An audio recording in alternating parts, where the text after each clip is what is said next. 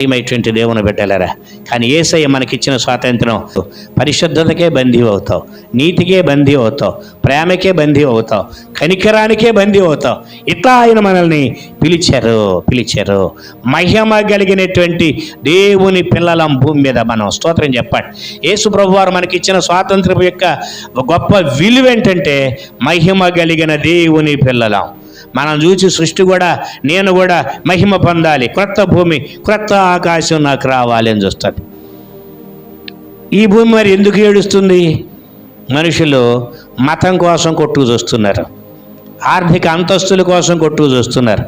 ఒకడు ముందుకు ఎదుగుతూ ఉంటే అసూయతో మత్సరంతో ఏం చేస్తారు? ఇబ్బందులకు గురి చేస్తూ కొట్టుకు చూస్తున్నారు. ఎటువంటి పరిస్థితులు భూమి మీద ఉన్నాయి. యేసు ప్రభు వారు మనల్ని అందరినీ కూడా తన మహిమ కలిగినటువంటి రక్షణలోనికి లేక స్వాతంత్ర్యములోనికి ఆయన మనల్ని నడిపించారు.